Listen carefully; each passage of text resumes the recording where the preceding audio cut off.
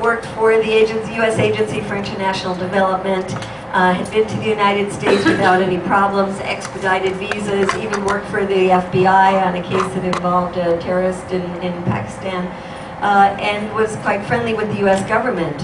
But when he started learning about these cases of drones and the drone victims and started becoming a lawyer for some of the families of the innocent people who've been killed by our drones, he found that he was not so welcome by the United States. And when Columbia University had invited him over a year ago to come and speak at a symposium about drones, they would not give him a visa. When we wanted to invite him here for the Drone Summit, he told us, and many others told us, that they were just not going to let him in. And we said, well, give us a shot at it. We have a lot of supporters around the country, and we can at least cause a ruckus and show that they're not letting you in here and shame them. And so we started a campaign with people by the thousands calling the State Department and calling their congresspeople and calling the U.S. Embassy. And even though many people said it would be impossible to get them to relent, just a couple of days before the summit was scheduled to start, they called Shahzad in to grant him his visa. So we are very, very delighted that he was able to be here. His talks have been so compelling. And he is somebody who left the corporate world and has really put his life on the line, because telling these stories, it's not just the U.S. government that doesn't like it, there's a lot of other people who don't like it. So please give a big hand to Shahzad. Well, first, I didn't leave the corporate world just for drone. It was too dull to be there. Just before I start talking about our work in Pakistan, first of all, it's not just me who is working on it. I'm so glad since I've come to US and found that there's so many others who care about this topic, and they are eager to learn more what's happening on ground, and that's where we in Pakistan come in to bring in the human cost of this war. I'll just give you a brief intro about the stats of drones in Pakistan, and which is not ours. It's done by the Bureau of Investigative Journalism, based in London, an independent journalist entity, and the only one who actually have people on ground in Waziristan where it's happening. So far, drone strikes starting from 2004 till now, the total number is 321 in Pakistan, out of which 269 are Obama's strike. And we all thought that Bush was worse. And and in total, these strikes have killed 3,097 people so far. And most of these people's identity is not known. According to the Bureau, the civilians who have been killed so far, and these civilians who Bureau has been able to identify as of their name, citizenship, where they were located, what their professions were, so far is 811, and it's a work in progress.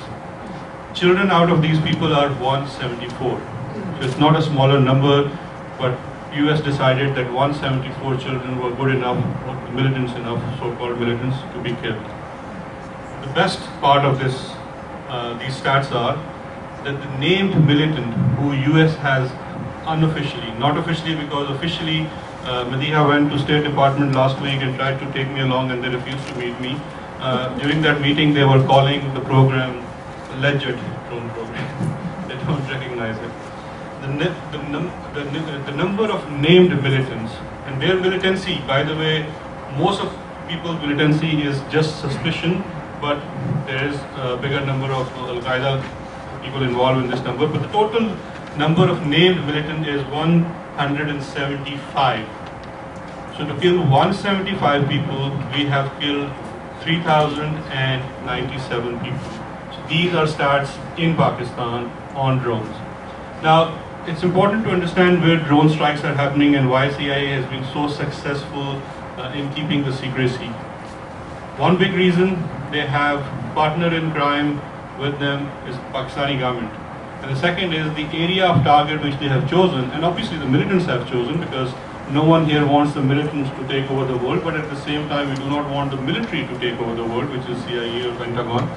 First of all, everyone needs to know that there is more than 40,000 Pakistani military present in just North Waziristan, where the whole population is not more than 300,000. So there is no way that the military cannot go and take out the suspected terrorists or militants and try them in courts, be it military courts or the civilian courts. In that area, no information comes out. Journalists, independent sources are hardly allowed. How we and the Bureau of Investigative Journalists or other organizations work on the area is that we reach out to the locals there who volunteer or work for us as the ground source, and this is how we get to information. But every time they come out of that area, they are strip searched maybe 10 to 20 times just to come to the settled area, and then before reaching to the capital, which is about 300 miles away, many more searches for them. But another worrying thing is that drones are not finishing in Pakistan, but also starting in Yemen. Now in Yemen, if you look at drone stats from 2002 till 2012, and Yemen is another area where there's not a lot of information coming out because of strong hand on the media as well. Because the journalist who reported on a very recent drone strike is still in Yemeni prison, and he's just there without any trial or due process. So far the number of strikes is somewhere around 38.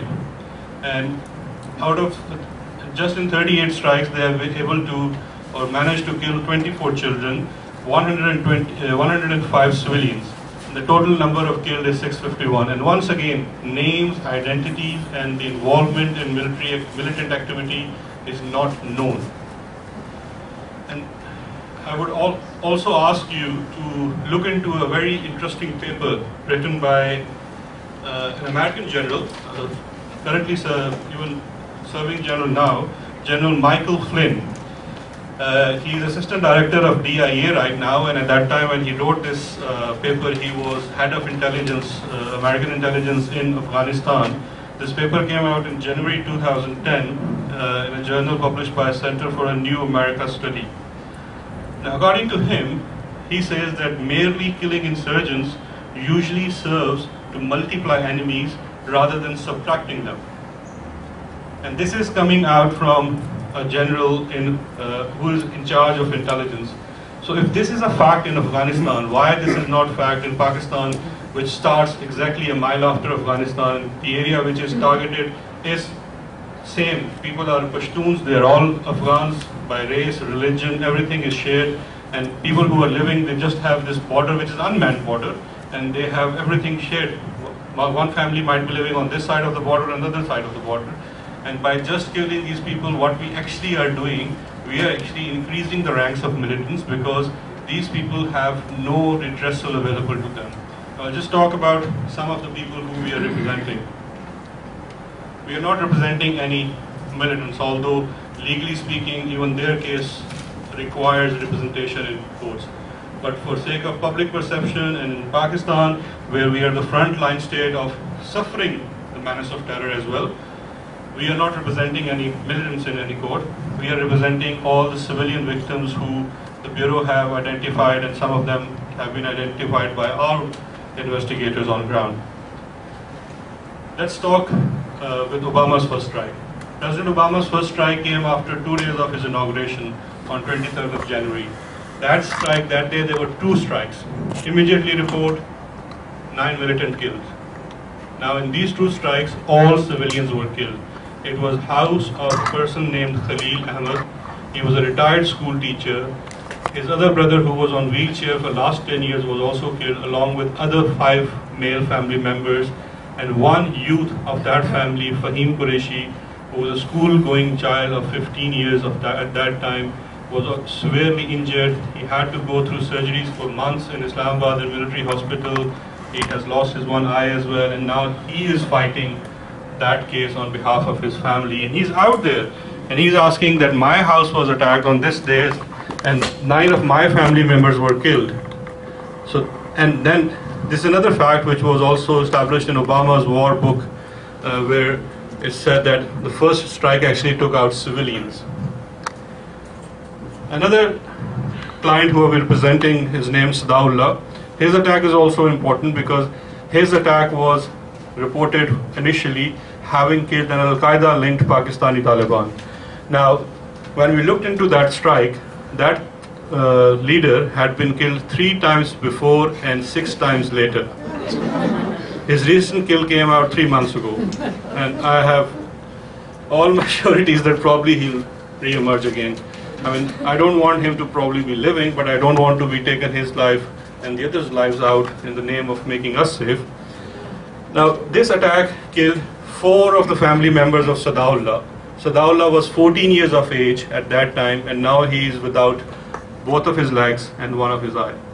He doesn't go to school anymore because school is about 2 miles away from his house, and there's no one able left in his family who can actually take him there. Only person who is taking care of him is his 95-year-old grandfather. And Sadaullah is left with no options. And these are some of the clients we are representing in courts in Pakistan. I'll just talk about why we are not in the US because, and the reason for that. Another very important strike was 23rd of August 2010. That was also in North Waziristan area, and that targeted 6 houses adjacent to each other. Now, 6 houses initially were told were hideouts of Haqqani network. Next morning, the newspapers were filled with pictures of children and women killed who were all Afghan refugees. Only one Pakistani person was killed in that drone strike, who was in the 7th house, a child sleeping in courtyard, aged 7, named Said Wali. And his father refused to bury him. Now, people in their culture in that area is that right after death, by any means, they immediately bury that person. But his father, going against their own religion and culture of that area, refused to bury him, and he was just shouting till he even lost his voice, that how come my son was a terrorist? And he died by this size shrapnel.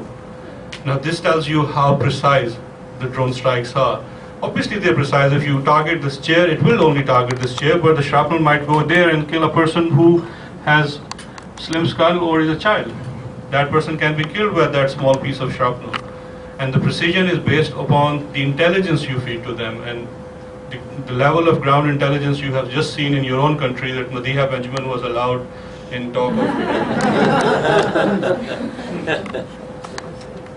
If she was in Pakistan, she would be tortured by intelligence agencies by now. With American help, probably.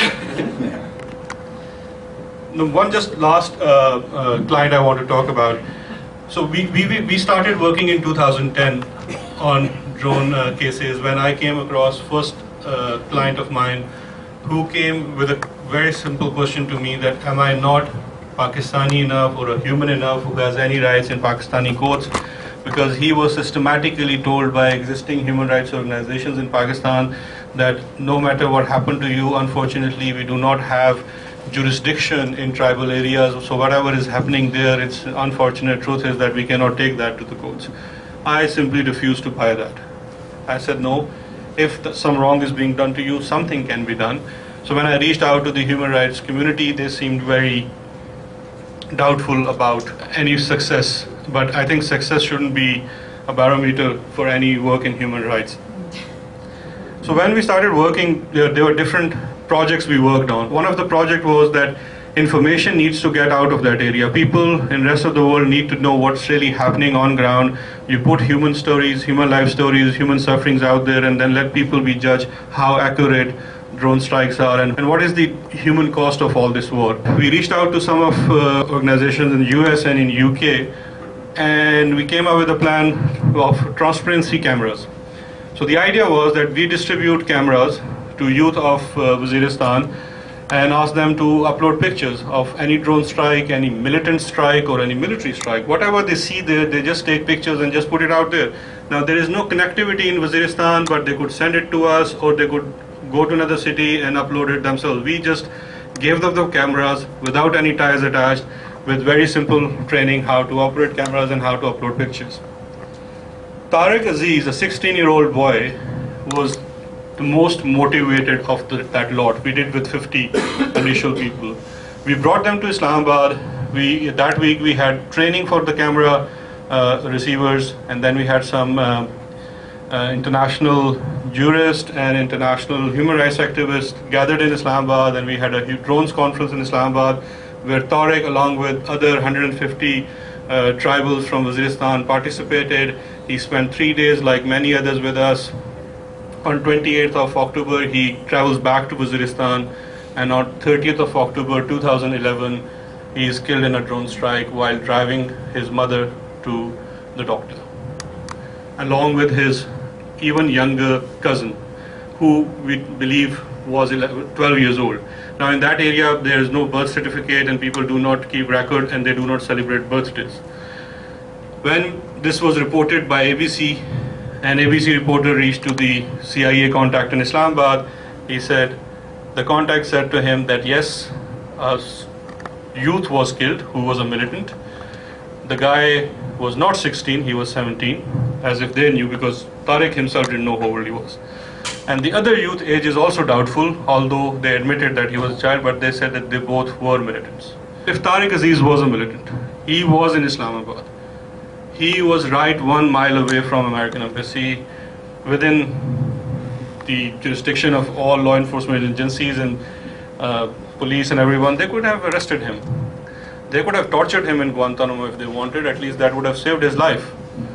But this attack simply shows you how random the selection of target and how bizarre their intelligence on ground is. They simply have nothing on ground, but politically it seems so good that there are no boots on ground and we're still fighting the war on terror. So everyone back home is happy, defense industry is happy, drone caucus is happy, and American public is happy because there are no boots on ground. And who cares if people are dying in Pakistan, because our own Prime Minister, according to WikiLeaks, said to American ambassador in 2009 that civilian deaths might disturb Americans. It certainly doesn't disturb me. So you can kill as many you want. Now just quickly talking about the litigation we are doing in Pakistan. When we started our campaign in Pakistan, we said, okay, first of all, we need to do something outrageous. So the outrageous thing we did was that we found out name of CIA station chief in Islamabad and took him to criminal court for homicide, for murder. So that became a big thing because this was unthinkable. Last time it was done was in 1949. So that made me immediately persona non grata. All Western journalists in Islamabad were told that not to talk to this person. He's a ISI agent. And some of the journalists didn't buy that, and some of them actually forgot that I represented many of them free of cost in courts against ISI before. The reason for doing that was, one, CIA station chief actually gave us jurisdiction in Islamabad. So it's a legal argument, I won't go into too much into detail. But the second thing was that you do something outrageous and then everyone starts listening to you. So at that time everyone is saying that, why aren't you doing anything against your own government? So we said, we didn't say anything. We said, we're just taking out against CIA because CIA is doing this, and in reality is CIA is running this program. The drone strikes were bilateral till 2009, and after 2009 they have become unilateral. So before Pakistani intelligence agency was involved, and after 2009 now the US CIA is carrying out these strikes unilaterally. So we waited for 6 months, let everyone accept what we were doing, and then we went against Pakistani government. And Pakistani government cases we took in constitutional courts, asking some questions from Pakistani governments like why they are not protecting the rights of their own citizens. Their right to life is sacred, inviolable, you cannot violate that even in case of war, and you are failing to enforce that right. We pointed out, Prime Minister is one of the respondents in that case, so we pointed that quote from WikiLeaks out, and then his several quotes from parliamentary debates where he condemned drone strikes. He refused that if there is any agreement or consent between Pakistani and American government. So all these questions we have put before Pakistani courts, who are going to take up, because our cases like the Olaki case in United States hasn't been thrown out. That case is very much there. The CIA case is now reaching the judgment stage. Arguments and evidence have completed, and we are expecting a judgment anytime in May and or maximum in June. We have also reached out to other countries. In United Kingdom, there was one particular strike of 2011, 17th March, which had killed tribal elders.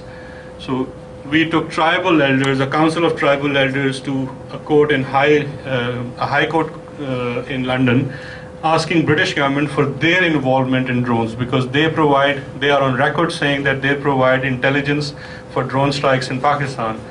And in United Kingdom, there's a rule that you cannot be party to any assassination of such kind. 32 British nationals have been also killed, most probably militants. But the law in Europe is such that none of the European state can be involved to assassination of their own citizens, unlike United States. But United Nations Human Rights Council, recently we filed representation on behalf of 35 families we're representing in who are drone victims. And then we immediately went to Pakistani Higher Court and asked the government to join that petition, and Ministry of Foreign Affairs is party to that. So basically, just giving you an overview that we are doing everything which we can while living under a corrupt government which cannot stand for their own people and enforcing their right. They cannot look into American governments and say that it's our incompetence that terrorism is increasing in that area, and people you are killing, they are not actually the militants, and killing is definitely not the solution to the problems. The importance here is that people who are in the United States, they need to reach out to their representatives. They need to ask questions if drone program is making their lives safer, because this is the whole point of killing people, that this is making us safer. How is this making us safer when we're making more enemies? People who had no international agenda, we have given them agenda. Al-Qaeda was a very small group located in only 1 or 2 locations in the world. Now Al-Qaeda is all over the world. Biggest Al-Qaeda concentration and sleeping cells are in Europe now. So what will happen next? Would this war finish? We have given Taliban a universal goal now to hate America. Before that, Taliban were just in Afghanistan, and they had a very regional or actually national agenda. Whatever they were doing, or at least they were doing to their own people. Now they're all out there, and they have all reasons to go against anyone they want who was on war with them for 11 years. So these are the questions you need to ask. 2010 attack, 23rd August. 6 houses when they were attacked, and they killed several children and women. The cost just for missile of that was around $1 million. So I'll be happy to answer any of your questions. Thank you for listening to me. And now we open the floor for questions. It seems that the same humanitarian arguments against landmines stand for the drones. Is there any attachment to their legislation and their success that we can use to apply to this campaign? And this came up during the Drone Summit. There is a group called the International Committee for Robot Arms Control, ICRAC for short. And it is scientists, professors. They have been modeling themselves after the landmines and cluster bombs campaigns. They've been meeting with people who've been involved in those campaigns.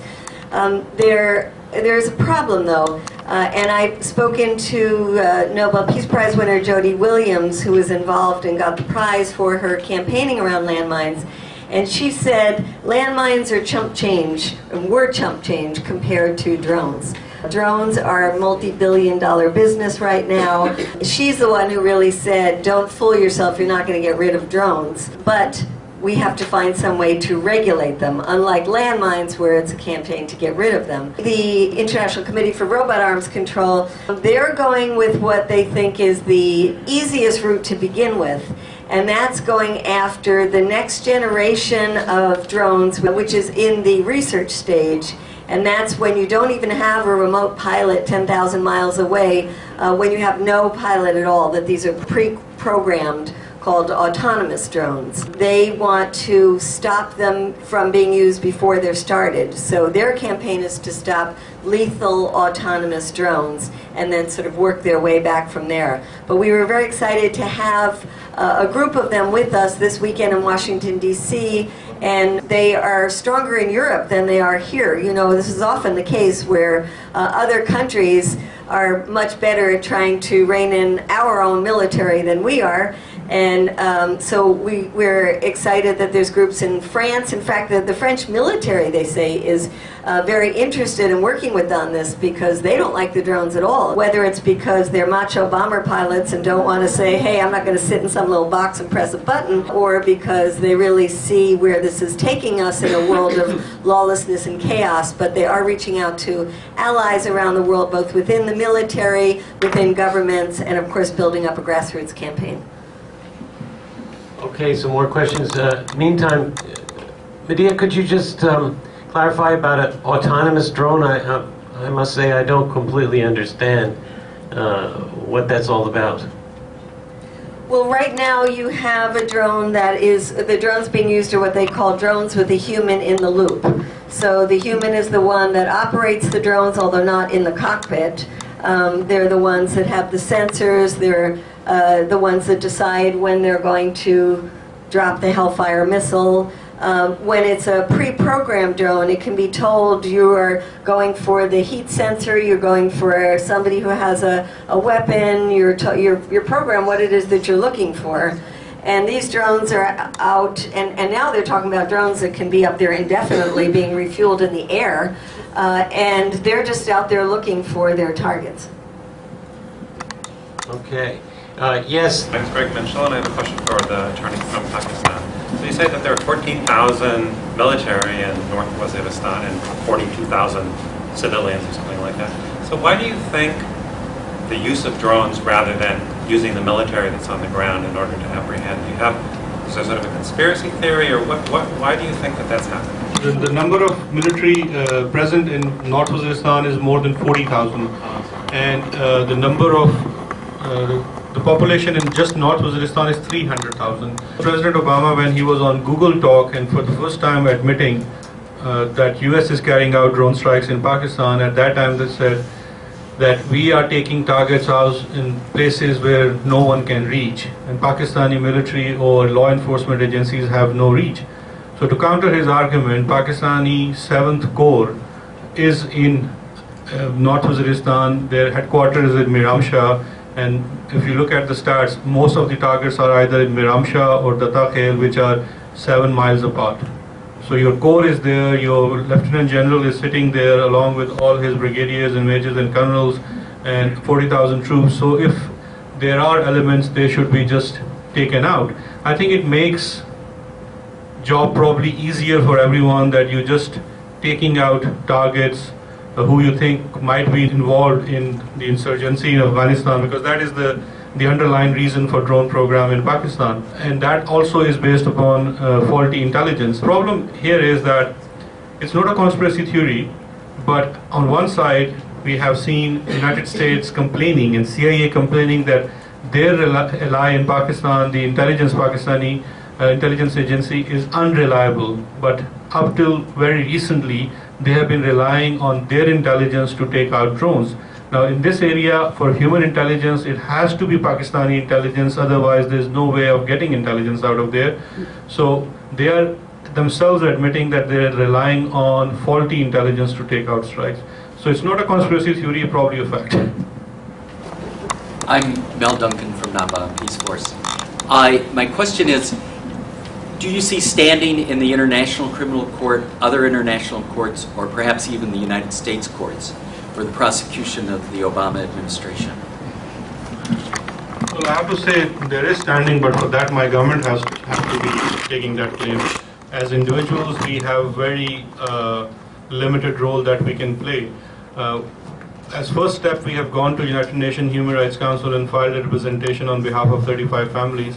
And as second step, we have gone to Pakistani High Court in Islamabad and saying that Pakistani government takes up that petition, because this is something what they should be doing. We are not asking to start a war against the United States by taking the drone down.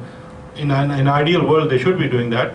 But let's say if you cannot do that, at least what you can do is you can reach out to all these forums available. But one other problem we have is that US does not submit to the jurisdiction of International Court of Justice or ICC. So this is another problem we're facing. And the other problem is that if you're not an American citizen, you have very limited rights if you come to United States courts.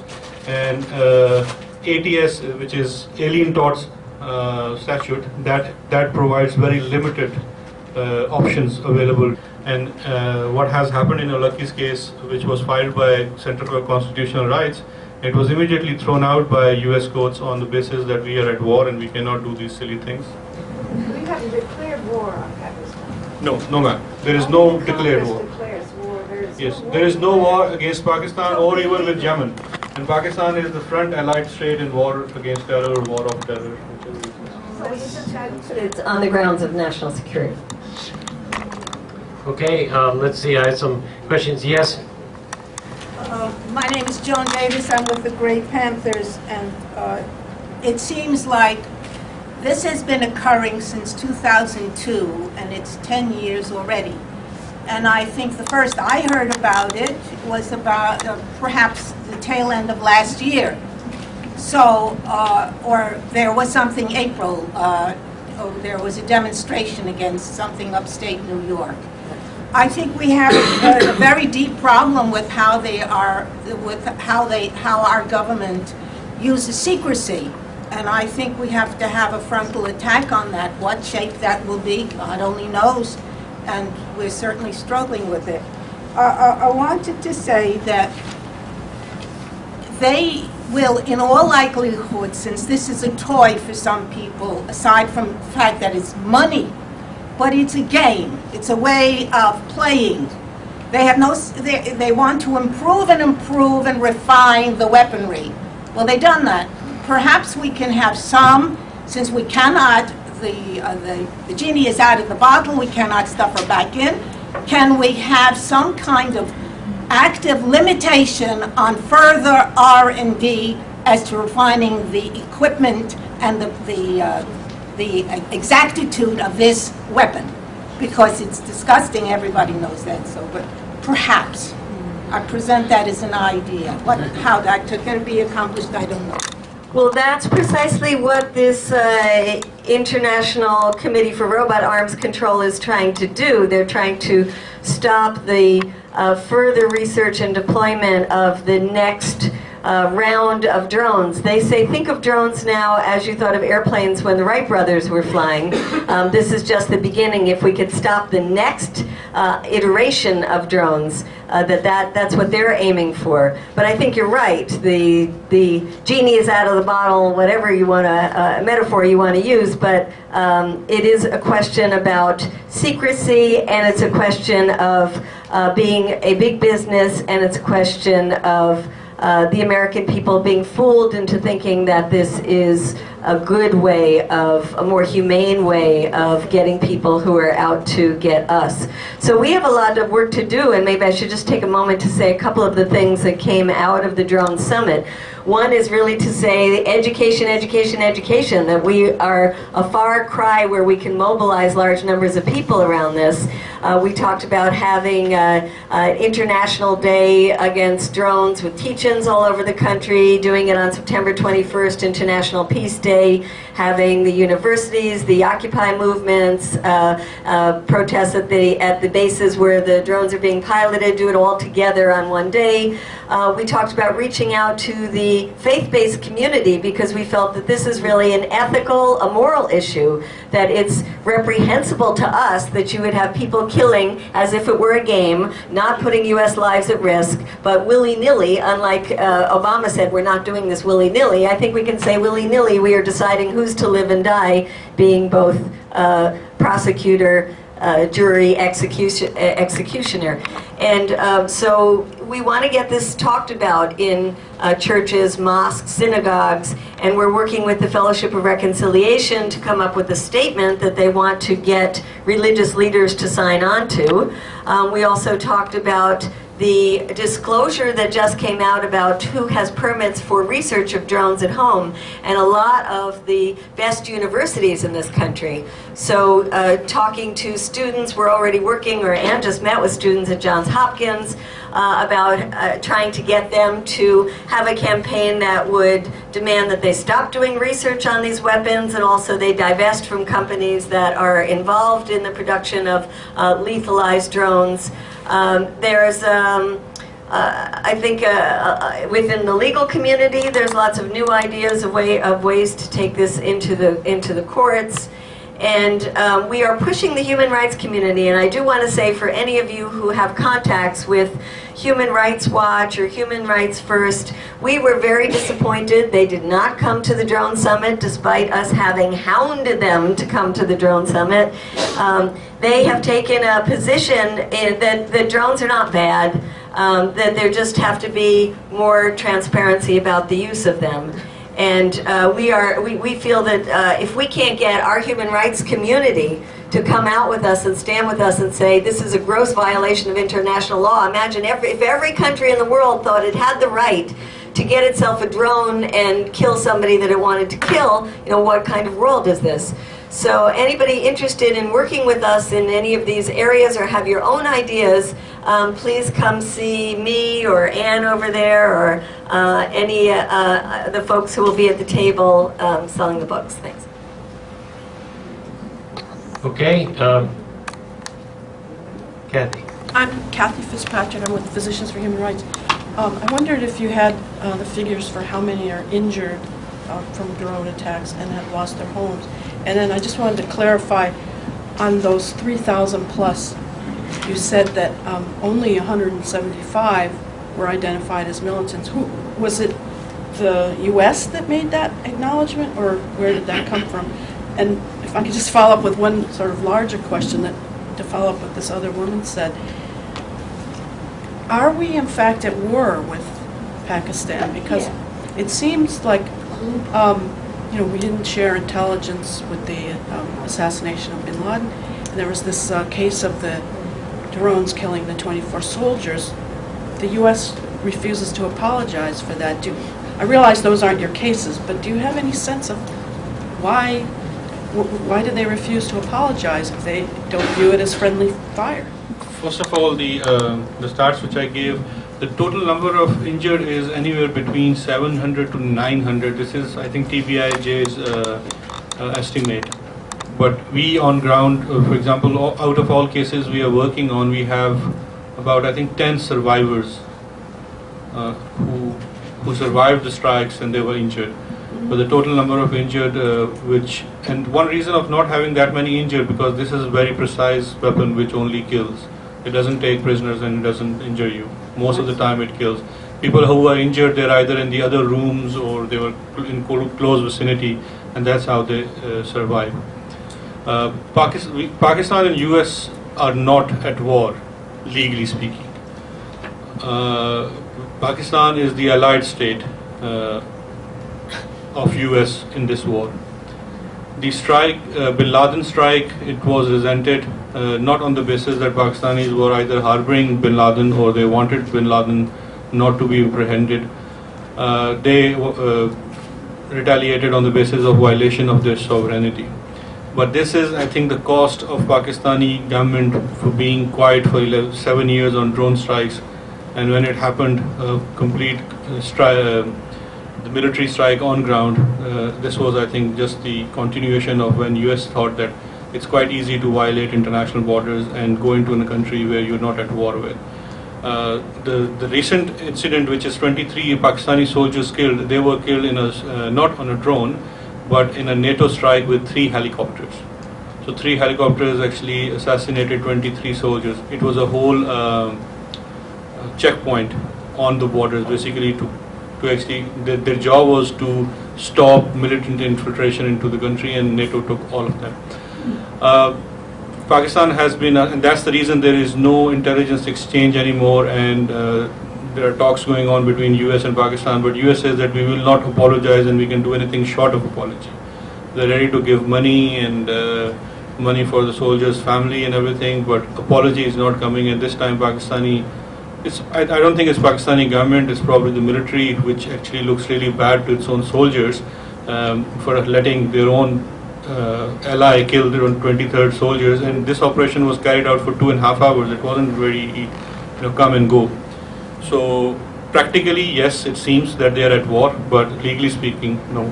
Just one follow-up. Have you tried to get compensation from the U.S. Armed Forces for the families? Have they at all for the NATO strike or this? For drone victims? Yeah, for the drone. Drone victims. Drone program is carried out by CIA. U.S. military doesn't have any involvement. Well, have you tried to formally ask them for compensation? They don't talk to me anymore. We had somebody at our the Drone Summit who has been working on that, and I want to recognize Adele Welty here from September 11th Families for Peaceful Tomorrows, and she has worked with us in the beginning of the Afghan war to pressure the military to give compensation to innocent victims. Shahzad has invited us to take a large delegation of Americans to Pakistan at the end of September, early October, a week-long trip to meet with these tribal leaders and to meet with families of the victims and some of the surviving victims. And if any of you are interested in that, maybe you could just put a star by your name on the sign-up sheet and we can keep in touch with you about information. Ann Wright, should we put a bullseye target by our name as we sign up for that Pakistan list? A star would be better. Just a star, thank you. A little star for heaven. Could you comment on what the Pakistani parliament has been doing in terms of its displeasure with the United States, and then what has happened with the logistics movement of material through Pakistan or not through Pakistan for NATO and U.S. forces in Afghanistan? On drones, Pakistani parliament actually has passed 3 resolutions. All 3 of them have been unanimous. The latest being 12th of April 2012, presented by the Pakistani Parliament Committee on National Security. And the first clause of that resolution was that drone strikes in Pakistan are illegal, they are not tolerated by Pakistani government, and they're a violation of Pakistani sovereignty, and they're counterproductive. So Pakistani parliament stance has been very clear, but at the same time we have to understand that they are actually cheating with their own people, not taking any concrete step, but just passing resolutions. So this is basically more of a lip service by Pakistani politicians right now, and this is going to become a very important point in coming elections in Pakistan. So far Pakistani parliament role has been just passing on the resolutions. Right after the Salala checkpoint NATO strike which killed 23 soldiers in Pakistan, the NATO supplies, which actually I think covers for 80% of NATO ground supplies in Afghanistan for forces, that has been suspended by Pakistani parliament, and that's not allowed. Mark Grossman, representative of US for Afghanistan and Pakistan, was in Pakistan a week ago, and the talks failed because once again US refuses to apologize for the strike on Pakistani soldiers. So Pakistani parliament stance, they have given in their 12th April resolution, which is very clear that as long as US is not apologizing for its act and admits its mistake, NATO routes from Pakistan will not be opened. NATO what from Pakistan? Routes. Supply routes. Supply routes. I'm actually curious if you could, one, I'm curious the name of your organization that you use to represent the victims of drone strikes, but I'm also curious if you are familiar with any of the R&D that's being done at particularly Technion University in Israel, if you're familiar with that, and what you know about the potential contract, I believe it is, that's being arranged between Technion and the NYPD for supplying drone technology. Sounds like you know a lot more about it. I know about that much. So They're going to set up a branch in New York very soon. Technion? yeah, Technion. Yeah. About your question about Technion, I have no information or knowledge of that, and as Madhya said, you are more knowledgeable of that. Our foundation in Pakistan is called Foundation for Fundamental Rights. Its website is rightsadvocacy.org, and we work also with Reprieve in UK, which is a legal British charity working on Guantanamo, Bagram, and issues like drone strikes. So because so much of this is done in secrecy, it's very hard for us to get the information, but there is now a global network coming together, including a lot of independent journalists who are doing some very good research. I just got something sent to me yesterday about research of sales to countries in Latin America that we didn't know about. Somebody doing some really good research on drones use in other parts of Asia. And we're going to put this all up on the Drones Watch website. It's a brand new website that we started a couple of days ago after the Drone Summit, when we realized there needed to be a place for all of this information to be gathered. So we'd like to talk to you afterwards about what you know and how we can learn more and make it available to a wider community. Yeah, I think I have somebody over there. Do you have any information on the United Nations being involved in drone strikes or planning to? Not that we are aware of. In Pakistan, drone strikes, we've been looking quite recently of any strikes from allied countries like Britain, because now there is new suspicion that some of the drone strikes which were actually given to the Americans might have been taken up by the United Kingdom's government, but there is no indication or information to our knowledge so far by United Nations. I know there's certainly interest, and they've talked about the peacekeepers needing drones because this is a way to gather information, again, without putting the peacekeepers' lives at risk. In the coming NATO summit that's going to be happening in Chicago, some folks are doing more research about NATO and drones, and it turns out the U.S. has sold $1 billion worth of drones to NATO very recently. The sales are really proliferating, and if you go to the website of the association AUVSI, it's the Association of Unmanned Vehicles International, you'll see that it's got thousands of companies that are part of this. If you are a student of life, as most of you in this room are, you can join for only $75. And then you can get their information and go to some of their exhibits and conferences, and it's quite appalling, but you can see how they're pushing the United Nations to get drones, they're pushing drones on our allies, but they're also very pushing right now for openings for the United States to sell drones to very undemocratic regimes like throughout the Middle East. I'm going to propose an outrageous idea, and, you know, the idea for a long time has been in my mind that there should be a moratorium on sales of weapons. I'd like to see it. I don't know how.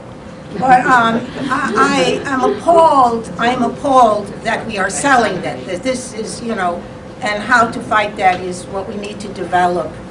I mean, maybe we'll go to sleep with without an idea and wake up in the morning with one. I was wondering about the R&D with universities. Because universities, the prices for students are going up. Could we have an onslaught of opinions for what they are teaching our children? Because war should not be the top priority, and refining equipment for war is, you know, I'd like to see some onslaught against the universities for allowing this R&D. Because I think it perverts what the ethics of knowledge is and should be, or could be, and it's outrageous, and that's why I'd like to see an onslaught. Could you talk about the level of defense research going to these universities, DARPA, also the issue of swarming drones, and also the issue of the U.S. being the biggest exporter of drones, but Israel being the next biggest exporter, and the one that has the most experience in killing people, with over 900 people in Gaza being killed with drones. Hearing that thing about swarming reminds me, I believe they have drones that are the size of a grasshopper. I'd like to hear about that. Yeah, it's you, sir. Listening to your talks, I'm not convinced that I heard stuff that would convince 80% of Americans to be against drones. But one of the things that to me is very important, but I don't really know how to formulate it, and I'd be interested in an elaboration, is this issue of boots on the ground. That if we're going to fight wars, we have to commit actually our bodies to fighting the wars. Of course, the bodies of our sons and our maybe daughters to some extent. And trying both from an ethical point of view and even a self-interest point of view, in terms of, you know, high-tech warfare breeding terrorism, atomic nuclear terrorism and stuff like that. Those seem to me things that are important to try to elaborate on. We have not been at war legally with anybody since the Korean War. Did you name the companies that manufacture the drones? And also, you made the statement that every time there's a drone strike, it alienates so many people and makes more militants. Is there a correlation between drone strikes and suicide bombings or any kinds of militant bombings? There is a strong correlation between suicide bombing and drone strikes, because the suicide bombing in Pakistan were dominantly being carried out by an organization called TTP, Tariq-e-Taliban Pakistan. They call themselves Pakistani Talibans. Now, TTP's leader, Baitullah Masood, and later on Hakimullah Masood, they're on record saying that drone strikes are actually helping them finding more drone victims. And we have seen various DVDs going around in not just Waziristan, actually in whole tribal area, where they show pictures of children and women being killed and their body parts just to recruit more people. This is what Pakistani government is saying, that this is counterproductive, and this is what General Michael Flynn said in his article as well, that you're just by killing insurgents, you're just giving birth to more insurgents. You say, how do we convince the 80% of Americans out there that think drones are good? By saying that we have been using these since 2002 and we haven't won. And how long are we going to keep using them, and doesn't this just feed the cycle of violence? There's so many things we can point to. For example, a Pakistani independent commission was asked to research the drone strikes, came out with a long report, but the summary says drone attacks counterproductive, cause loss of valuable lives and property, radicalize the local population, create support for terrorists, and fuel anti-American sentiments. I give many examples in the book of coming from the Human Rights Special Rapporteur, coming from members of the U.S. military, coming from other countries, whatever you think is your best source to use, but we have many, many sources from a variety of different places coming at this to say it's counterproductive, it doesn't work. And then in the larger scheme of things, as I point out and give examples in the book,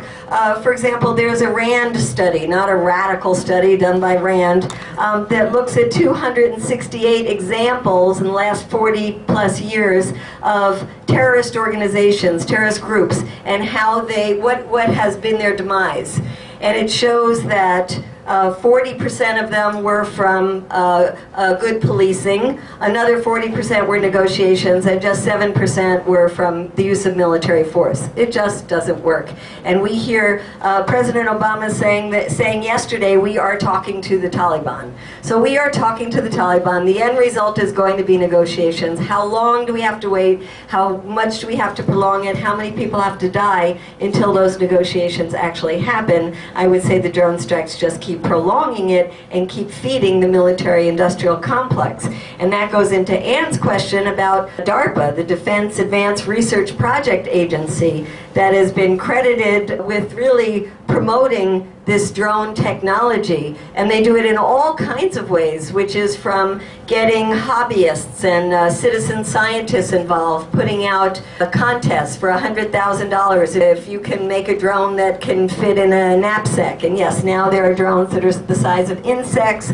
There are the drones that are modeled after insects. There are drones that are modeled after hummingbirds. I describe in the book all the different kinds of drones that are being researched, and we talk about the many thousands and thousands of drones that are now being bought by the Pentagon. The majority of them are the small drones, not the big drones that we've been talking about today. The research and development of these is coming directly from our tax dollars that go to the Pentagon. It keeps the military-industrial complex well-oiled even during a time when we are facing financial crisis. And I guess the last thing I want to end on is the woman from the Grey Panthers who talks about two things. One, it's trying to feed our children into this cycle of violence, and even in a more gruesome way, I think, because it's being portrayed as a toy, a game. There's no accident that they took the PlayStation as the model for the remote control of the drones. And the other is how much it's robbing our young people of a future by continuing to, as Eisenhower said, steal the money from our future by fueling this never-ending cycle of violence. As we move towards the part of the event here that's about the book sales, I want to acknowledge, I see my publisher right here in the room, John Oakes from Aura Books, who put out the book in record time, so please give him a hand. Thanks. I mean, we're still doing it. It depends on how it starts to happen. We're going on the 19th. Young people. Yeah. And military industrial. It is. Take care. Thank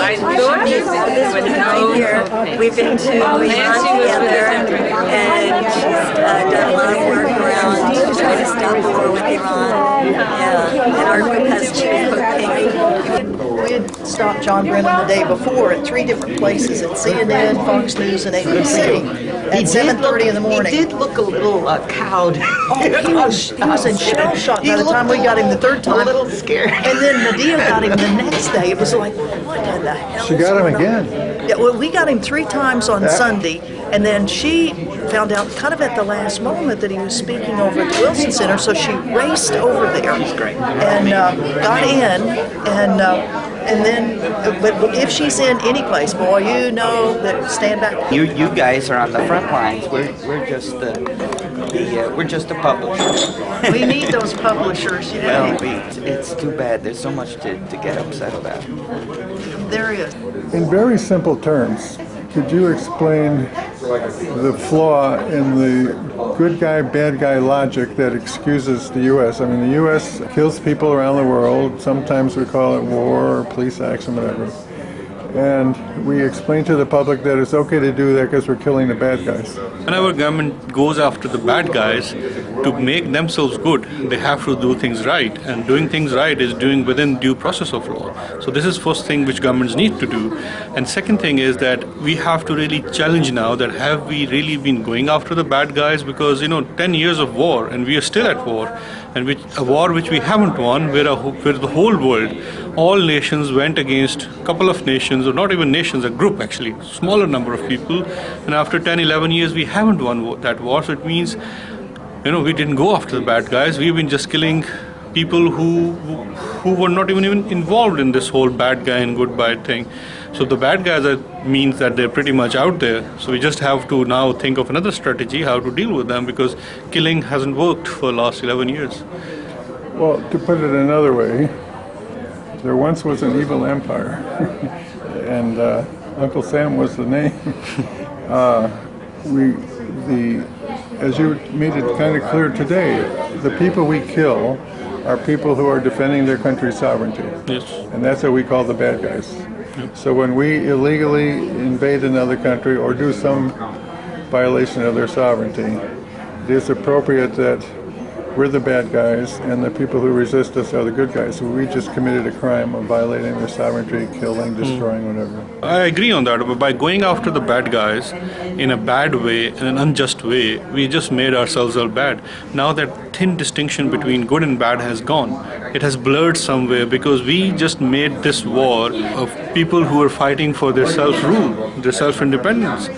They have an occupying force in their country. So if, for example, I do not talk about Afghanistan, what I say is like, what if my country tomorrow is attacked by any other country? Any other country, and that country forces are occupying the country, then I have right under the law to fight against that occupying force. And this is what is happening. Look at Iraq's example. In Iraq, what you did was, you said they have Al-Qaeda links. There was not even a single Al-Qaeda in Iraq, and today Al-Qaeda is everywhere in Iraq. Al-Qaeda is fighting the insurgency against the occupying forces. So this is what we're doing. We are just multiplying the ranks of enemies, the so-called enemy of the Western civilization or the world civilization. So we're certainly not making it safe for anyone.